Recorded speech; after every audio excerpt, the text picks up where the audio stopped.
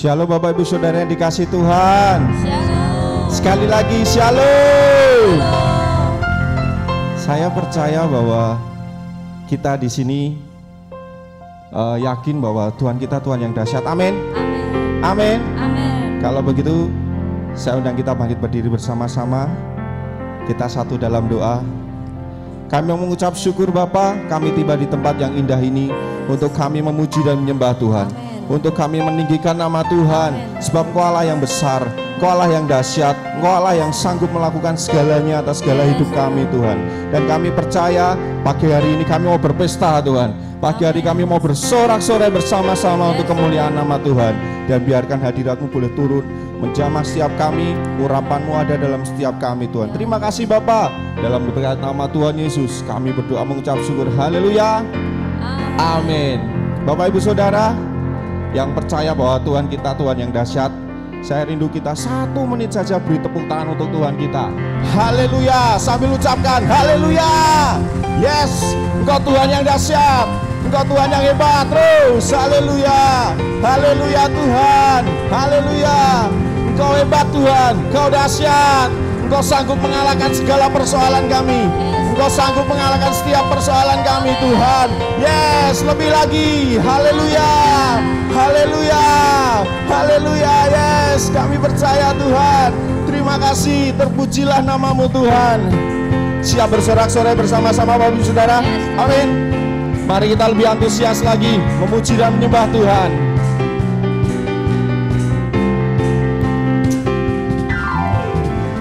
Terpujilah nama-Mu Tuhan, kuat dan penuh kemuliaan.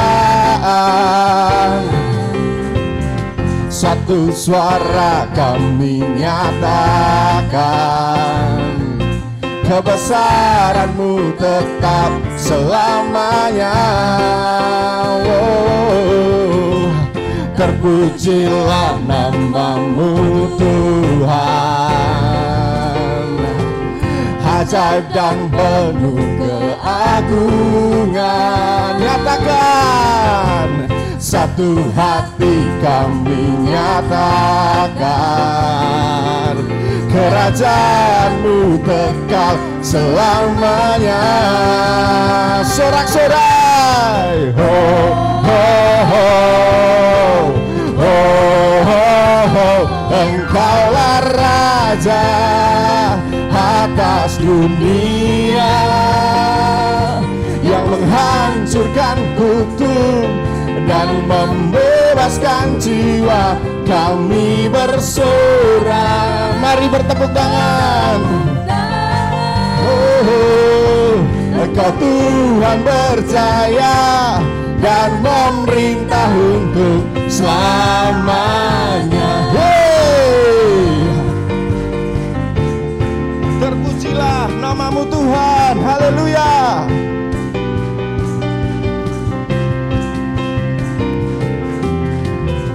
Terpujilah nama-Mu Tuhan,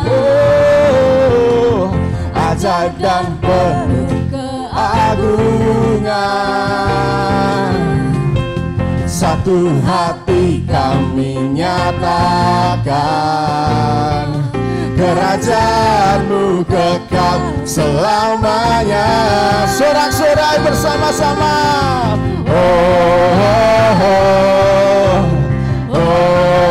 Katakan, Engkaulah Raja atas dunia, yang menghancurkan kutuk dan membebaskan jiwa.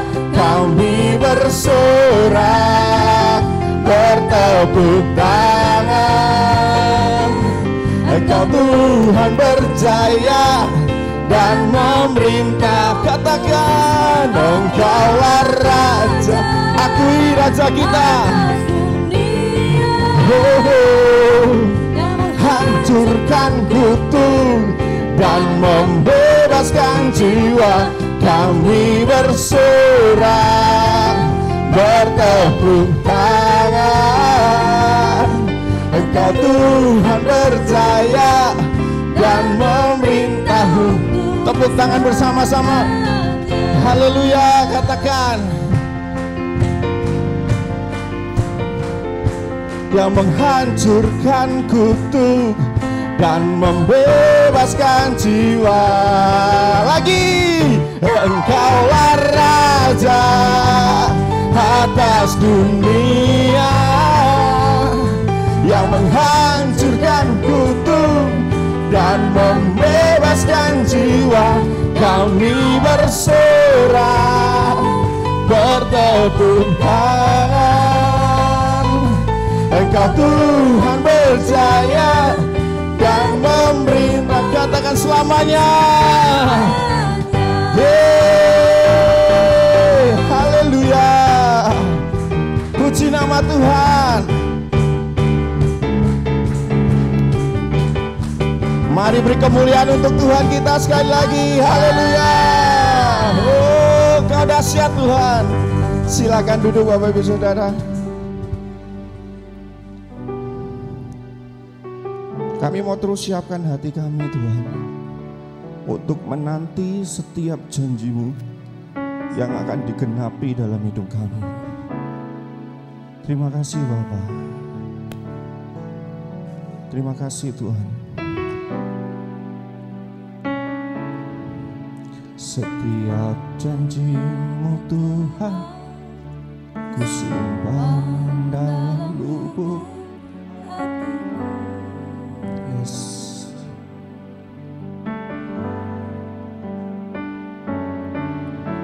Lewati setiap masalah, tiap tetes air mata dalam hidupku.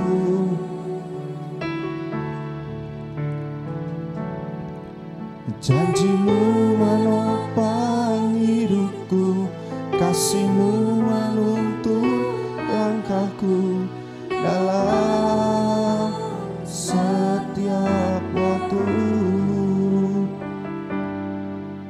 Penolongku yang aku percaya.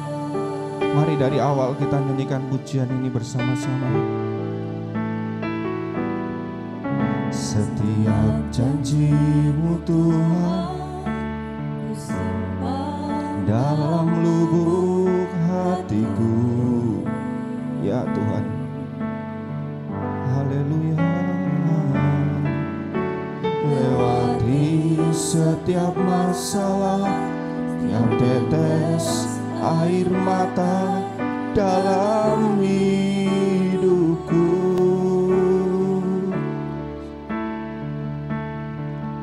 Janji-Mu menopang hidupku, kasih-Mu menuntun langkahku dalam setiap waktu. Penolongku yang aku percaya. Terima kasih Tuhan.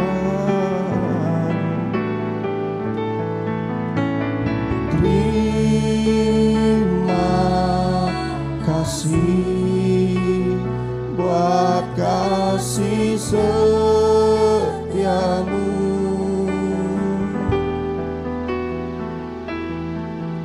penyertaan-Mu sempurna, janji-Mu tak pernah terlambat menolongku.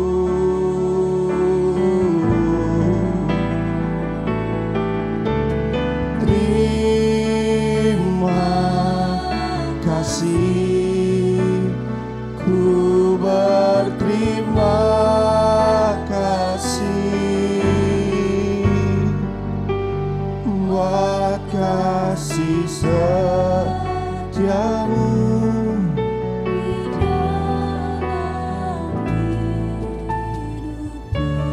Biarkan singer menyanyikan pujian ini. Bapak Ibu Saudara, kita renungkan setiap janji Tuhan.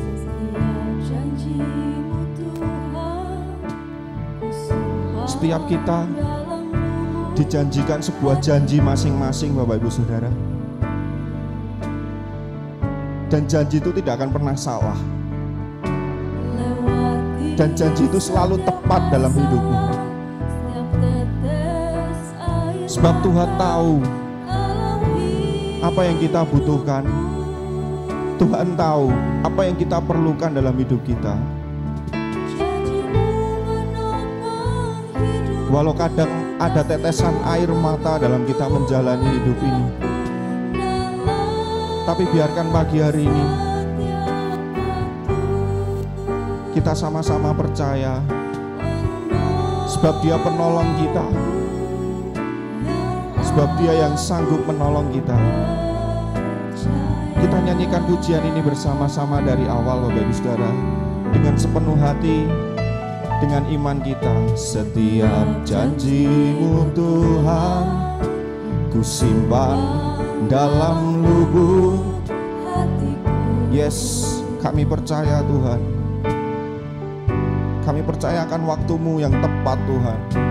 Lewati setiap masalah, tiap tetes air mata dalam hidupku.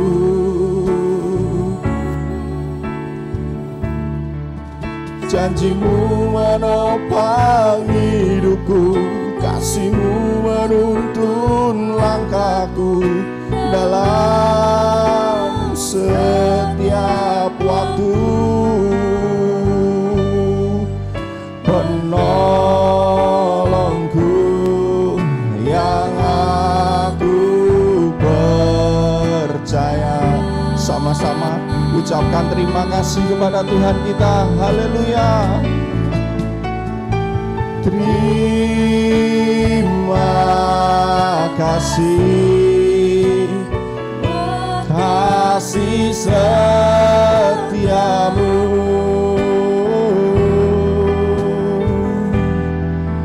Penyertaan-Mu sempurna, janji-Mu tak pernah terlambat menolongku.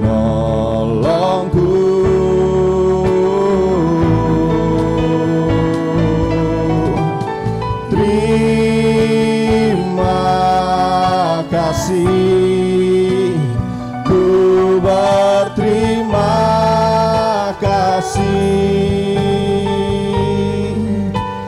buat kasih setia-Mu di dalam. Saya rindu kaum wanita saja nyanyikan pujian ini, katakan terima kasih Tuhan, terima kasih Tuhan.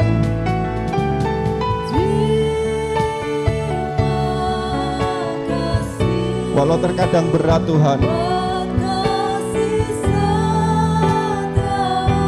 tapi kami mau terus berterima kasih. Kami mau ucapkan terima kasih Tuhan.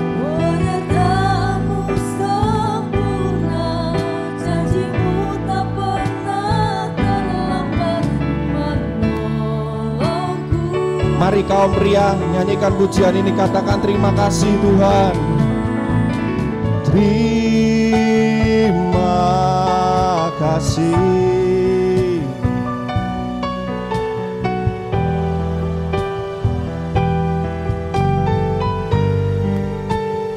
buat kasih setia-Mu di dalam hidupku. Sama-sama kita angkat kedua tangan kita, kita bangkit berdiri bersama-sama. Haleluya. Terima kasih buat kasih setia-Mu.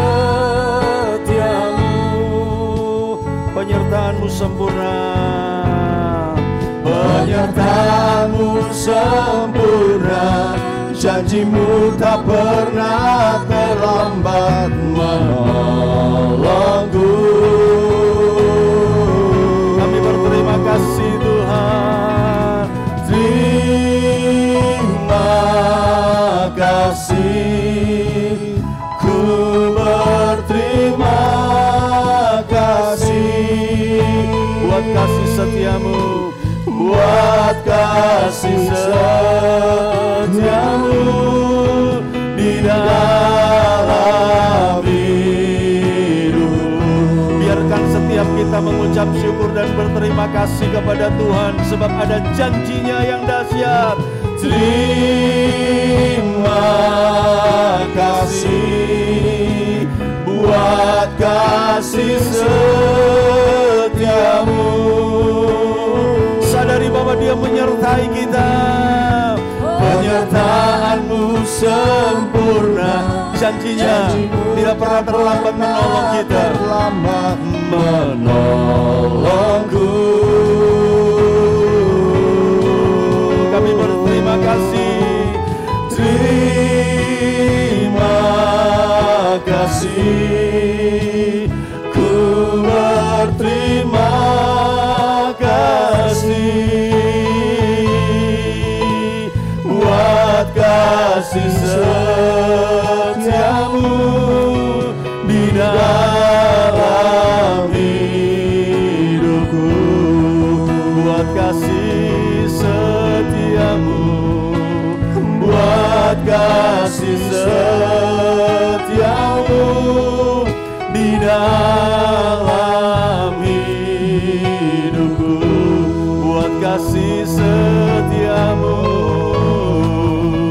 buat kasih setiamu di dalam hidupku.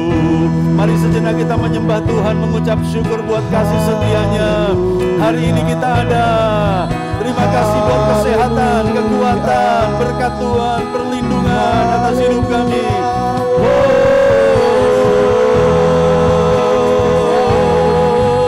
Terima kasih Bapa, terima kasih Tuhan. Engkau baik, janjimu dan amin.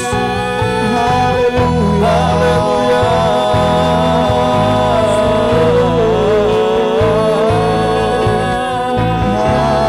Terima kasih Tuhan. Haleluya.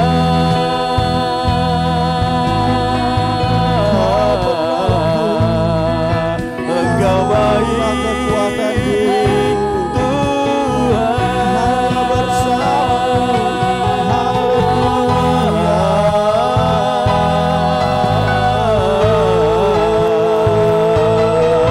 Haleluya.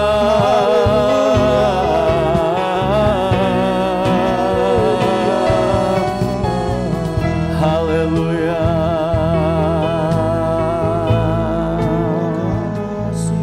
Terima kasih buat janjimu Yes. yang memberikan kami pengharapan. Amin. Pengharapan adalah tidak mengerti banyak, mengerti sedikit saja, tetapi tetap percaya di dalam Amin. Tuhan. Dan biarkan kami tetap percaya walaupun mungkin ada banyak hal yang kami belum mengerti. Biarkan sebentar kami dengar firman-Mu, Ya. sebab sepatah kata dari Tuhan menyembuhkan, Amin. sepatah kata dari Tuhan memulihkan, Amin. sepatah kata dari Tuhan menghiburkan. Amin. Ibadah kami adalah ibadah yang dilindungi Tuhan. Amin. Sterilkan dan bersihkan dari semua pencemaran, Amin. virus-virus jahat. Biarkan tidak ada di ruangan ini, Ya, Tuhan. dan biarkan kami tetap dalam anugerah. Amin. Dalam nama Yesus, haleluya. Amin. Puji Tuhan, silakan duduk. Coba katakan kanan kiri 2020 berjalan dalam hikmat. Haleluya. Puji Tuhan. Yang mau berjalan dengan hikmat katakan amin, saudaraku. Oke. Judul firman Tuhan saat ini adalah hikmat itu untuk apa? Ya, saya sudah cantumkan semua ayat di PowerPoint saya dan Bapak Ibu tinggal mengikuti saja. Saya ingin kasih 4 poin sehubungan dengan hikmat, fungsi, guna. Kenapa kita harus memiliki hikmat Tuhan? 4 saja dan semuanya dalam Perjanjian Baru. Yang pertama, PowerPoint-nya boleh mengikuti, saya nggak usah komando. Wahyu 13 ayat yang ke-8. Ayo kita baca sama-sama. Wahyu 13 ayat yang ke-8, 1, 2, 3. Yang penting di sini ialah hikmat. Barang siapa yang bijaksana, baiklah ia menghitung bilangan binatang itu, Karena bilangan itu adalah bilangan seorang manusia dan bilangannya ialah 666. Iya, ini tentang antikris dan kita sudah beberapa kali membahas tentang antikris, Bapak Ibu Saudaraku, dan untuk memahami, untuk mengerti, untuk mengenal, untuk mendeteksi pribadi ini siapa, Alkitab berkata itu perlu hikmat. Yang penting di sini ialah hikmat. Dan hikmat itu memunculkan kebijaksanaan, dan kebijaksanaan itu mampu kemudian memahami siapa binatang itu. Antikris disebut binatang karena dia kelihatan baik tetapi sebenarnya dia bersifat binatang. Dan antikris punya bilangan, yaitu bilangan seorang manusia. Ya. Jadi antikris sama chip itu beda. Kalau beredar berita chip itu akan 6666, chip bukan antikris. Karena antikris adalah seorang manusia. Jadi antikris bukan sistem. Oh, antikris itu adalah uang digital. Tidak, antikris adalah seorang manusia. Katakan sama-sama, antikris itu manusia. 1, 2, 3 ya. Dan kemudian dia menguasai sistem tertentu. Dia akan meluncurkan sistem tertentu. Jadi antikris bukan chip. Ya, 666 itu bukan chip. Tapi 66 itu adalah identifikasi atau tanda dari seorang manusia yang adalah antikris. Jadi kita perlu paham itu. Nah, sayangnya adalah Bapak Ibu, semua ulasan mengenai siapa antikris itu hari ini itu baru sekedar spekulasi. Karena ini pribadi ini belum muncul Bapak Ibu. Jadi kalau pribadi ini muncul, semua akan tahu. Itu semua akan terbuka. Jadi jangan terkecoh dengan semua broadcast, semua pesan yang disampaikan, yang dibagikan. Bahwa antikris itu jangan-jangan Bill Gates lalu dihitung B itu berapa, I itu berapa, L itu berapa. Itu namanya cocok logi saudaraku ya. Oh ketemunya 6666. Bapak Ibu Saudaraku, pribadi ini belum muncul. Dan yang jelas ketika dia muncul, maka pengangkatan atau rapture segera terjadi. Karena orang-orang percaya gereja yang kudus, gereja yang hidup benar tidak masuk dalam masa antikris. Ya, jadi muncul dan kemudian siap-siap akan terjadi rapture. Yang penting di sini ialah hikmat. Jadi yang pertama, hikmat itu diperlukan untuk mengerti misteri akhir zaman. Sebab kalau kita baca Wahyu ada banyak hal yang kita nggak mengerti, nggak paham. Kalau kita baca Wahyu ada makhluk yang aneh-aneh. Dan kalau kita nggak tahu, Bapak Ibu nggak apa-apa. Karena kita tanya satu hamba Tuhan A sama satu hamba Tuhan B, jawabannya bisa berbeda. Jadi lebih baik Bapak Ibu, buat saya kita menyiapkan diri untuk memasuki masa pengangkatan. Untuk memasuki masa rapture. Karena ada banyak peristiwa di dalam kitab Wahyu itu baru terjadi setelah pengangkatan. Itu nggak ngaruh untuk orang yang sudah terangkat.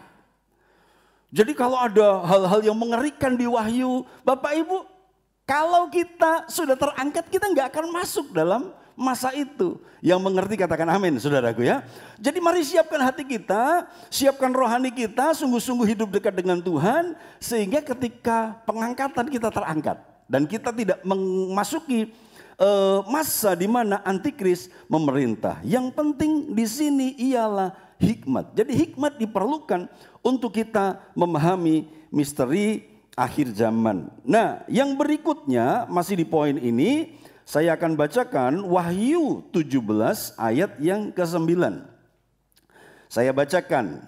Yang penting di sini ialah akal yang mengandung hikmat.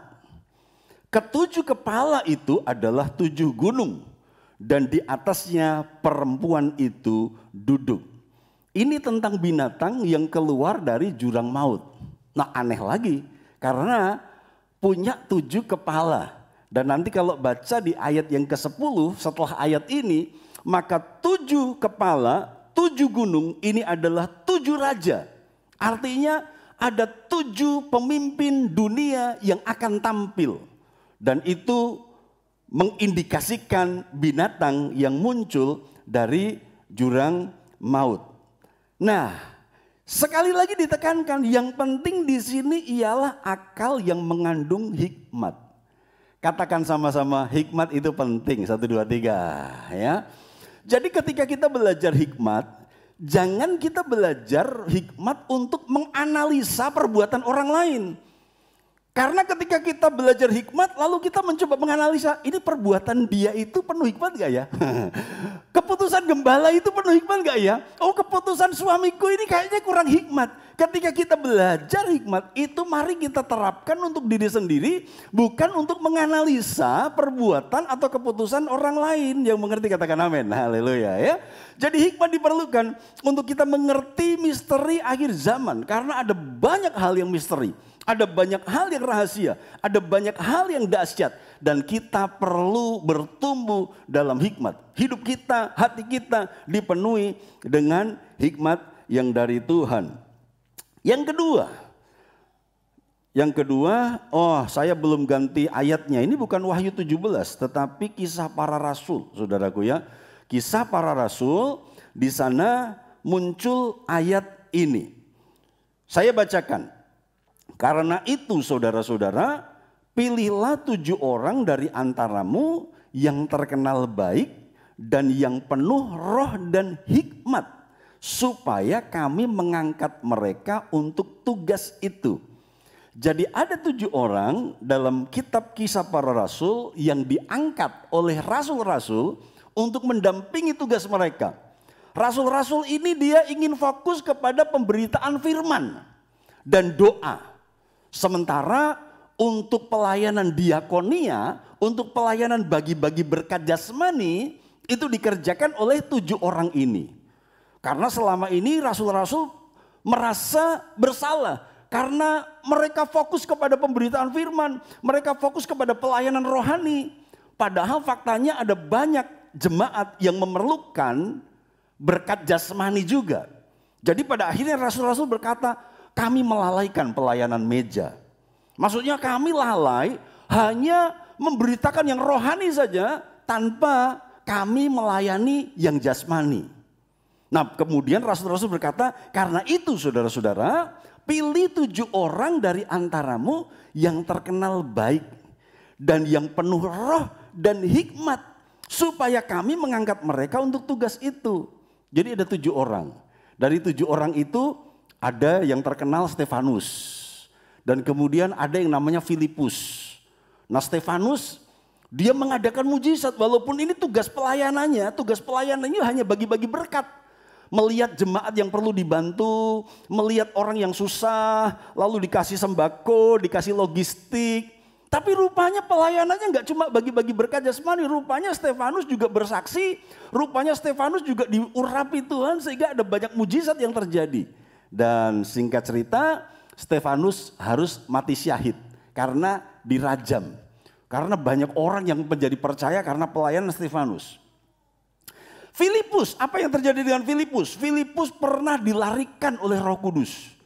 Ketika dia membaptis sida-sida dari Ethiopia, ini bendahara negara Ethiopia, percaya Yesus, dibaptis. Setelah dia baptis sida-sida dari Ethiopia, tiba-tiba dia hilang. Tiung! Dia rupanya sudah berada di daerah yang lain. Ini hanya pelayanan diakonia.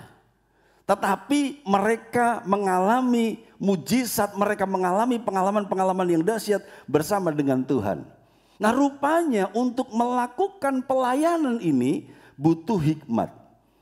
Yuk katakan sama-sama, untuk melayani butuh hikmat. 1, 2, 3 ya. Ini mereka bagi-bagi sembako, bagi-bagi logistik. Rupanya untuk menjadi pelayan diakonia atau menjadi diaken itu juga harus penuh hikmat. Membagi dengan adil, ya kan? tidak KKN gitu kan. Nah, saudaraku kan, sekarang ini ketika banyak bantuan logistik dari pemerintah, kadang-kadang menjadi pertanyaan di masyarakat. Kok dia dapat, aku enggak gitu kan. Padahal susahnya sama, kondisi ekonominya sama. Oh, ternyata dia saudaranya Pak RT. Nah, misalnya gitu ya kan saudara. Oh, ternyata dia masih keponakannya si Pak RW sehingga dimasukkan. Dan karena jatahnya terbatas, maka yang dimasukkan adalah orang-orang yang dekat atau keluarganya. Nah, Bapak Ibu, nggak boleh sebenarnya seperti itu kan. Rupanya di Kisah Rasul di gereja mula-mula, orang yang bertugas membagi berkat itu harus penuh roh dan hikmat. Supaya tidak menimbulkan kecemburuan. Bisa menjelaskan kepada jemaat, ini loh persediaan kita itu tinggal segini. Jadi kalau yang lain gak dapat, sabar ya. Ini bukan karena KKN, bukan karena pilih kasih, tapi karena memang persediaan kita lagi gak ada. Atau lagi sedikit, jadi kamu sabar, kamu pasti dapat, tapi antri ya, sabar ya. Nah, jadi Bapak Ibu, hikmat diperlukan untuk kita mengerjakan tugas pelayanan. Dan kalau pekerjaanmu engkau posisikan sebagai pelayanan kepada Tuhan, maka saya percaya engkau pun butuh hikmat untuk melakukan tugas pekerjaanmu sehari-hari. Yang setuju katakan amin, saudaraku ya. Haleluya. Jadi memberi itu butuh hikmat, ya. Memberi itu butuh roh yang bisa mengelola. Memberi tidak salah, tetapi kita pun harus mengatur segala sesuatu. Ya, kalau kami suami istri, kami ini sudah sepakat bahwa kami punya pos untuk ditabur. Jadi ketika kami dapat berkat, maka yang pertama keluar persepuluhan, yang berikutnya kami keluarkan pos khusus untuk menabur. Tapi listrik, air, saudaraku, kebutuhan bulanan itu sudah disimpan, ya begitu, disimpan. Itu nggak boleh diutak-utik begitu. Dan kemudian apa yang ditabur itu ya dari pos yang sudah disiapkan. Dan kami disiplin seperti itu, sehingga bisa terjadi kami nggak punya uang pribadi, tapi ada uang untuk menabur. Nah, bisa terjadi. Jadi jangan berarti kalau gembala menabur, oh selalu ada duit. Mungkin kami nggak punya uang untuk pribadi, tapi karena sudah disiapkan pos untuk menabur, jadi kami bisa nabur, gitu ya. Makanya kenapa sebelum corona kami bisa ke pulau-pulau, saudaraku, jangan berpikir bahwa kami banyak uang. Kadang-kadang uang pribadi nggak ada, tapi karena sudah ada pos khusus untuk pelayanan, ini nggak boleh diapa-apakan. Nah, gitu. Itu pengelolaan manajemen keuangan kami secara pribadi. Ini buka kartu, saudaraku ya. Ini buka dapur, begitu. Jadi kadang-kadang uang pribadi nggak ada, tapi uang untuk pelayanan ada. Nah, itu yang dialokasikan untuk pelayanan, untuk mengerjakan banyak hal. Butuh hikmat, manajemen keuangan, manajemen logistik, manajemen keluarga perlu hikmat. Ada banyak orang kekurangan, sebenarnya bukan karena kurang pemasukan. Saya ulang-ulang. Ada banyak orang kekurangan bukan karena kurang uang, kurang gaji, kurang upah, kurang pemasukan, kurang berkat Tuhan, tapi kurang berhikmat mengelola. Harus membatasi diri antara keinginan dan kebutuhan. Dahulukan kebutuhan. Yuk katakan sama-sama, prioritaskan kebutuhan. 1, 2, 3 ya. Haleluya. Bilang sama sebelah, keinginan itu nomor 2. Katakan haleluya, puji Tuhan ya. Bapak Ibu, di masa pandemi ini Tuhan cukup pelihara kami, dan kami ini, saya berkata Tuhan, kalau kami ini nggak umur panjang, keterlaluan nih, karena kami ini hari-hari ini makannya organik, saudaraku, makan yang ditanam sendiri, bayam tukulan gitu kan, gedi tukulan, jadi kami ini organik semua sih saudara makan ya, gitu ya, bayam ginseng, saudaraku, tukulan, kami makan, kami masak ya. Kelor, saudaraku, tukulan gitu kan, kelor punya orang gitu maksudnya ya, ditukulkan di halaman orang, nah gitu. Tapi nggak pakai pupuk, dengan izin, saudaraku, dengan izin. Haleluya. Organik ya, kami makan, saudaraku ya, makan. Iya Pak, saya juga di masa pandemi ini makannya sederhana kok Pak, cuma nasi sama kecap Pak. Saya tuh gampang makan nasi sama kecap. Kecapnya kasih babi, kecapnya kasih ayam. Nah, itu bukan sederhana, saudaraku, itu bukan sederhana, saudaraku ya. Pak saya makan tuh sederhana nasi sama kecap, tapi kecapnya dikasih babi saudaraku ya. Dikasih ayam, oh itu bukan sederhana namanya. Iya. Jadi tugas pelayanan perlu hikmat, ngatur segala sesuatu saudaraku. Itu perlu hikmat, karena itu mari kita jadi orang yang belajar untuk kita penuh dengan hikmat. Ayat nomor yang ketiga, poin yang ketiga. Ya, hikmat diperlukan untuk kita memahami karya penyelamatan. Karena karya penyelamatan itu rumit, gak masuk akal. Bagaimana oleh pengorbanan satu orang, dosa seluruh dunia yang percaya kepadanya bisa ditebus.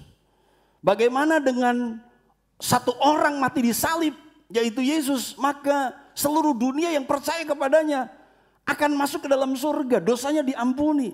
Efesus 1 ayat 7 dan 8. Yuk kita baca sama-sama.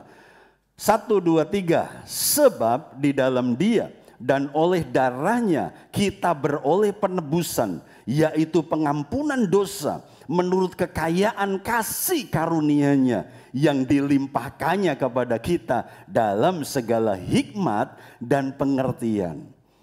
Dikatakan sebab di dalam Dia, Tuhan, dan oleh darahnya, darah Yesus, kita beroleh penebusan. Nah saya kasih bahan diskusi, saya mau khotbah ini nanti minggu pertama bulan November ketika kita perjamuan kudus. Penebusan. Ketika Tuhan Yesus menebus, dia menebus dengan apa? Dengan apa? Dengan darahnya. Artinya dia bayar dengan darahnya. Pertanyaannya, dia nebus kita itu dari setan atau dari Tuhan? Darahnya Yesus itu dibayarkan kepada Tuhan atau kepada setan? Ini bahan diskusi. Nanti saya akan jawab saudaraku minggu pertama bulan November ketika kita perjamuan kudus. Haleluya ya. Saya juga tadinya bertanya, ketika Yesus bayar, itu dia bayarnya kepada Bapa atau kepada setan? Jadi bahan diskusi. Bilang sama sebelah, mikir yuk, katakan haleluya, puji Tuhan ya. Haleluya. Masing-masing punya alasan, masing-masing punya dasar. Bayarnya itu ke Bapa atau ke setan? Karena faktanya memang kita, jangan kebablasan sudah, nanti saya kebablasan dan saya akan akan tergoda untuk mengatakannya sekarang. Tapi semua punya alasan, semua punya argumentasi. Ya, semua punya argumentasi. Oke. Dikatakan sebab di dalam Dia dan oleh darah Yesus kita beroleh penebusan, yaitu pengampunan dosa menurut kekayaan kasih karunia-Nya yang dilimpahkannya kepada kita dalam segala hikmat dan pengertian. Jadi saya tertarik dengan kata kekayaan kasih karunia. Apa yang Yesus lakukan untuk menebus, untuk mengampuni dosa, untuk menyelamatkan kita, itu kaya dengan rahasia, kaya dengan misteri, kaya dengan sesuatu yang tidak terselami. Makanya Alkitab berkata, tidak semua orang bisa memahami karya penebusan Yesus. Bagaimana mungkin Tuhan yang telanjang itu bisa menyelamatkan manusia? Bagaimana mungkin Tuhan yang disalib, KO, tidak berdaya, itu bisa menyelamatkan orang? Perlu hikmat untuk memahami. Kenapa? Karena ada kekayaan kasih karunia. Saya punya data orang yang terkaya di dunia. Namanya Jeff Bezos. Ya. Ini CEO dari Amazon. Ya, yang putri, yang kakung kalau nggak ngerti Amazon nanti tanya sama anak-anak remaja ya, mereka pasti ngerti gitu ya. Tapi ini perusahaan online, jual beli online terbesar di dunia. Dan pemiliknya namanya Jeff Bezos. Bapak Ibu mau tahu kenapa dia menjadi orang yang terkaya di dunia? Karena kekayaannya itu senilai 5.745, kira-kira apa? 5.745.000. Wah kalau 5.745.000, saya pun bisa jadi orang terkaya di dunia, Pak. Uang saya nih 10.000, jadi lebih dari 5.000. Jadi 5,745 triliun, Bapak Ibu, triliun. 5.745 triliun. Saya mau tanya, Bapak Ibu bisa membayangkan enggak uang sebanyak 5.700 triliun? Bisa membayangkan? Bisa? Nek cuma membayangkan bisa ya, Tania. Membayangkan bisa. Saya, kalau Nathan bisa membayangkan, saya berkata saya membayangkan pun bingung. Ada ya? Ada apa? Calon orang terkaya di Kalinegoro ini. Nggak usah di dunia lah, Kalinegoro aja. Calon orang terkaya di Kalinegoro. Kita doakan saudaraku ya, haleluya. Karena dia pintar IT dan dia sedang menciptakan sistem-sistem, saudaraku ya, luar biasa ya. Semua order lewat dia sekarang. Nah, kalau mau order semua yang online yang murah-murah Bapak Ibu lewat dia, haleluya. Ibu-ibu yang suka nanam-nanam, suka pot, daripada beli manual di Nudan situ, saudaraku, pesan online lebih murah. Carikan pot online, nah gitu lebih murah. Saya baru aja beli pot online, saudaraku ya, lebih murah, gitu ya. Sayangnya saya kerjakan sendiri gitu kan. Kalau lewat Nathan ya kasih jasa 5.000 gitu, saudaraku ya, 10.000 kasih jasa, begitu. Jadi kalau mau lebih murah, Bapak Ibu beli online. Hari ini beli online lebih murah, dan ke depan, saudaraku, toko-toko manual itu akan kesaing dengan yang online, ke depan, cepat atau lambat. Makanya ya cukup berani kalau hari ini orang bangun toko besar-besar, toko manual gitu ya, toko kelontong, toko eceran. Cukup berani kalau dia hari ini membangun seperti itu, karena saingannya online, saudaraku. Dan online itu lebih murah, online itu lebih murah. Jadi ibu-ibu yang gaptek, bapak-bapak yang nggak ngerti dunia ini, kalau butuh apa-apa saja, saya rekomendasikan hubungi Nathan, nah gitu ya, supaya kita nobatkan dia jadi orang terkaya Kalinegoro ya, haleluya. Saya itu membayangkan 5.745 triliun itu nggak terbayang buat saya. Jur ini uangnya itu seberapa banyak gitu kan. Kalau ditabung di Bank Bapas, wah ke Bank Bapas saudaraku ya, itu njur bunganya tiap bulan berapa gitu, bunganya sudah banyak sekali loh itu saudara, bunganya banyak sekali gitu ya. Saya nggak terbayangkan. Oke, saya perkecil, sekarang ada orang terkaya di Indonesia, namanya Budi dan Michael Hartono. Ini pemilik Jarum Kudus, ya, pemilik Jarum Kudus. Kekayaannya itu 548 triliun. 548 triliun.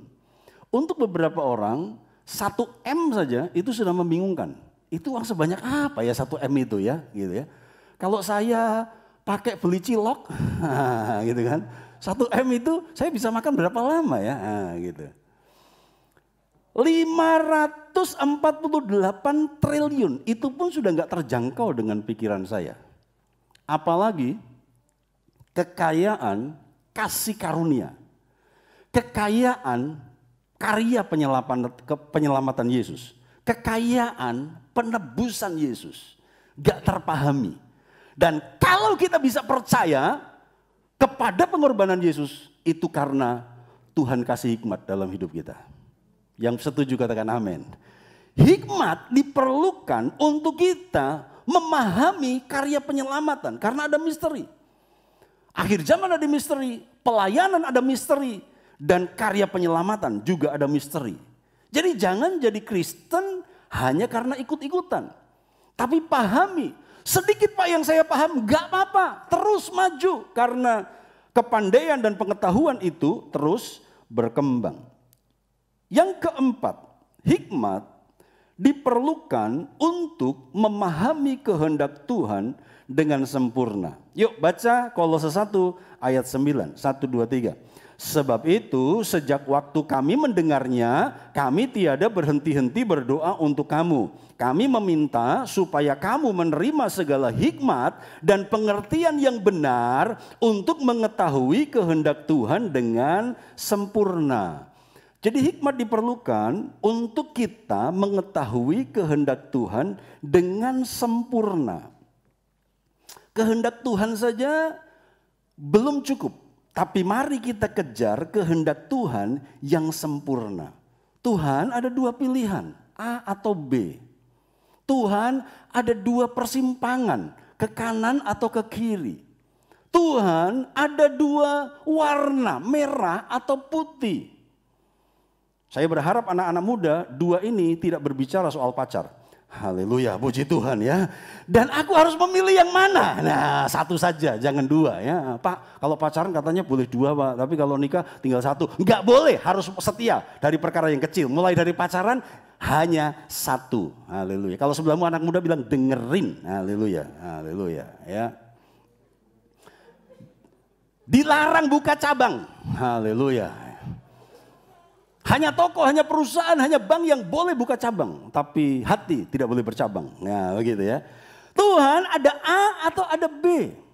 Kecuali belum pacaran gitu kan. Baru ngelirik. Itu sih sana rambutnya panjang. Yang sana rambutnya pendek. Yang mana ya Tuhan? Yang mau tak tembak gitu saudara ya. Tuhan aku ingin kehendak Tuhan yang sempurna. Walaupun kehendak Tuhan yang sempurna tidak berarti mulus dalam segala hal. Lancar dalam segala hal. Bukan berarti kehendak Tuhan yang sempurna itu tanpa hambatan. Kehendak Tuhan yang sempurna itu juga butuh proses untuk kita melalui perjalanan di liku-likunya perjalanan kehidupan. Naik turun gunung, masuk ke lembah, saudaraku mengalami badai gelombang. Itu kehendak Tuhan yang sempurna. Karena pasti proses yang tidak enak itu selalu terjadi. Jadi hikmat diperlukan untuk kita mendapatkan pengertian yang benar. Untuk mengetahui kehendak Tuhan dengan sempurna. Katakan sama-sama, aku ingin yang sempurna. 1, 2, 3. Nah sekarang bagaimana supaya kita dapat hikmat itu? Yang pertama memahami misteri akhir zaman, kemudian untuk memahami, melaksanakan tugas pelayanan, untuk memahami karya keselamatan, dan untuk mengerti kehendak Tuhan dengan sempurna. Ada beberapa sumber hikmat rohani, tetapi saya kasih satu saja saat ini ayat yang terakhir. 2 Timotius 3 ayat 15, ini sudah kita pelajari ketika kita belajar tentang Timotius. Mari baca sama-sama ayat terakhir 2 Timotius 3 ayat 15, 2, 3. Ingatlah juga bahwa dari kecil engkau sudah mengenal kitab suci yang dapat memberi hikmat kepadamu dan menuntun engkau kepada keselamatan oleh iman kepada Kristus Yesus. Kitab suci dapat memberi hikmat. Nanti saya lanjutkan di kali berikutnya sumber-sumber yang lain untuk kita mendapatkan hikmat rohani. Karena ada dua macam hikmat, hikmat rohani dan hikmat duniawi. Ada hikmat surgawi dan ada hikmat duniawi. Nanti kita belajar lebih banyak ya. Nah, tetapi pagi hari ini, saat ini saya kasih satu saja sumber dari hikmat rohani adalah kitab suci. Karena itu baca, dengar, teliti, pelajari, dan biarkan hidup kita dipenuhi dengan hikmat dan kita bisa mengalami hal-hal yang dahsyat di dalam Tuhan. Tutup Alkitabmu, mari kita mengucap syukur kepada Tuhan. Haleluya. Setiap janji-Mu Tuhan, ku simpan dalam lubuk hatiku. Sekalipun melewati banyak masalah dalam hidup kami, lewati setiap masalah, tiap tetes air mata dalam hidupku. Di dalam janjinya ada hikmat Tuhan. Janji-Mu menopang hidupku, kasih-Mu menopang langkahku dalam setiap waktu. Penolongku yang aku percaya, setiap janji-Mu Tuhan, kusimpan dalam lubuk hatiku. Setiap janji-Mu Tuhan, kusimpan dalam lubuk hatiku.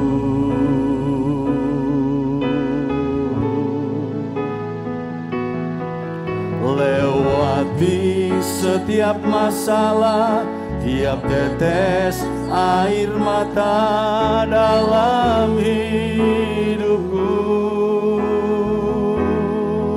Janji-Mu, Janji-Mu menopang hidupku, kasih-Mu menuntun langkah. kapan? Dalam setiap waktu. Setiap waktu Penolongku, ya Tuhan, aku percaya. Katakan terima kasih. Terima kasih buat kasih setiamu. Ada kekayaan kasih setia, ada kekayaan anugerah Tuhan. Penyertaan-Mu sempurna, janji-Mu tak pernah terlambat menolongku.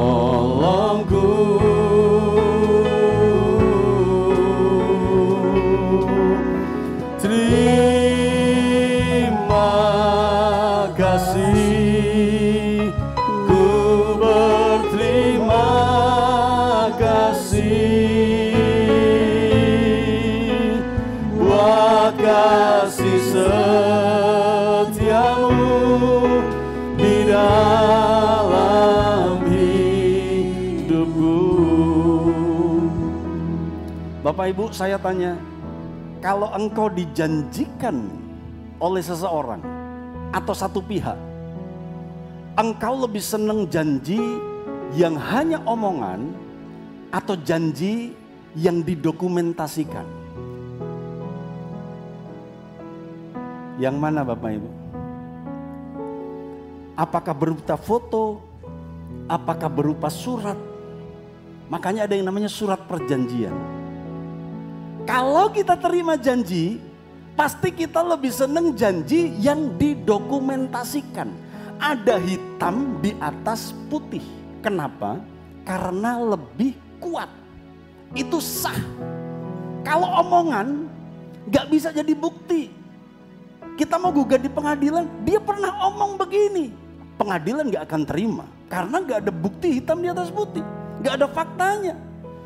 Jadi lebih kuat janji yang terdokumentasikan. Yang sudah menikah, saya tanya, siapa yang simpan baik-baik surat pemberkatan nikahmu? Saya percaya engkau akan simpan baik-baik. Kenapa? Karena itu surat janji. Surat itu muncul karena kita janji di hadapan Tuhan, aku akan setia kepadamu. Aku akan mengambil engkau, aku terima engkau apa adanya, aku akan mengasihi engkau, aku akan tunduk kepadamu. Surat pernikahan adalah dokumentasi dari surat janji nikah kita. Nah, ketika Tuhan berjanji kepada kita, Tuhan gak cuma asal ngomong. Tuhan dokumentasikan janjinya melalui yang namanya kitab suci. Tuhan dokumentasikan perkataan janjinya melalui apa yang kita kenal sebagai Alkitab. Jadi ayo hargai Alkitab, baca di waktu luangmu, dengarkan khotbah-khotbah, pelajari Alkitab. Karena di sini ada janji dan di sini ada hikmat. Setiap janji-Mu Tuhan, ku simpan dalam lubuk hatiku. Dia pernah berjanji dan dia menuliskan janjinya, artinya dia gak akan pernah bohong. Lewati setiap masalah, tiap tetes air mata dalam hidupku. Dia Dia berjanji akan menopang, akan menuntun, menolong hidup kita. Janjimu menopang hidupku, kasih-Mu menuntun langkahku dalam setiap waktu. Penolongku yang aku percaya. Setiap janji-Mu Tuhan, setiap janji-Mu Tuhan, ku simpan dalam lubuk hatiku.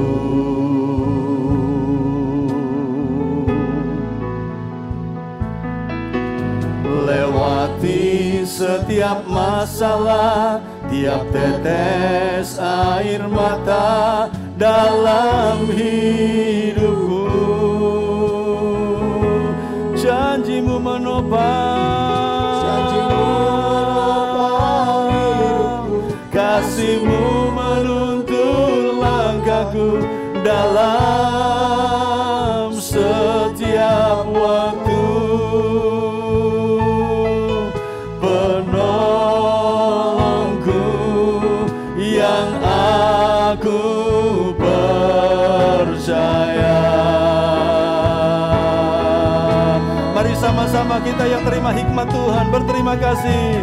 Terima kasih buat kasih setia-Mu.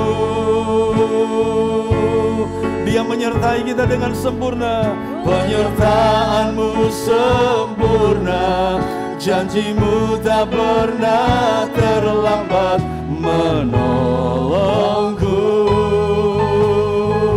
Terima kasih Tuhan, terima kasih, ku berterima kasih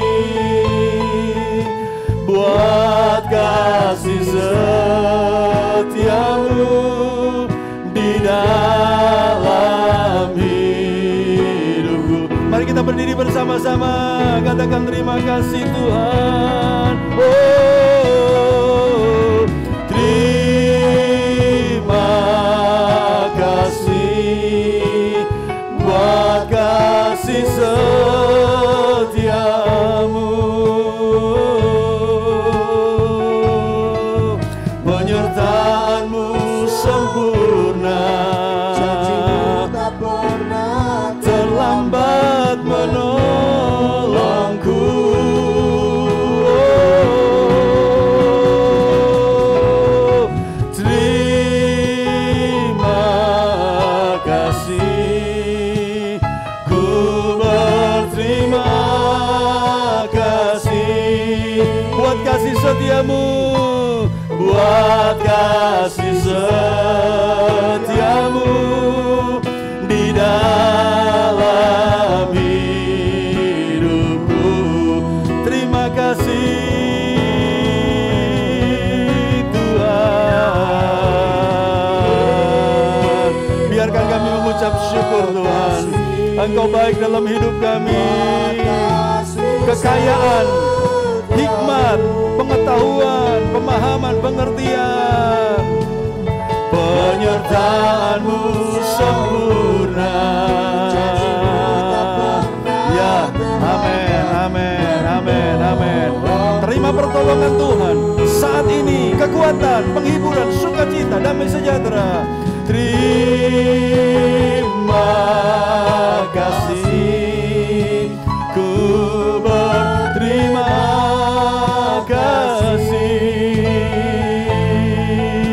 buat kasih setia-Mu di dalam hidupku. Buat kasih setia-Mu Tuhan. buat kasih setia-Mu. Amin, amin. Di dalam hidupku, buat kasih setia-Mu. Buat kasih setia-Mu.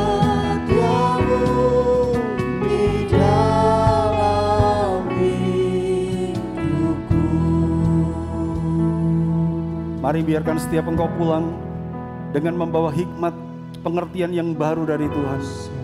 Dan biarkan janji Tuhan menyertai hidupmu dalam segala keadaanmu. Dalam setiap tetes air matamu, biarkan engkau mengingat pengharapan janji dari kemurahan Tuhan. Melalui setiap kelokan, melalui setiap jalan yang terjal yang kau lalui, biarkan engkau ingat akan pengharapan di dalam firman-Nya. Dan biarkan di dalam kegelapan engkau memahami bahwa ada terang dalam firman-Nya. Dan pulanglah, terimalah perlindungan yang sempurna, keberhasilan yang maksimal, perlindungan, keberuntungan yang ajaib turun dalam hidupmu. Dan biarkan berkat damai sejahtera dari Allah Bapa, kasih sayang anaknya yang tunggal, persekutuan Roh Kudus memelihara roh jiwa tubuhmu sehat, sempurna, tak bercacat, tetap sehat dalam segala hal. Dalam berkat nama Tuhan Yesus Kristus. Haleluya. Amin. Shalom. Tuhan memberkati. Damai sejahtera Tuhan turun atasmu.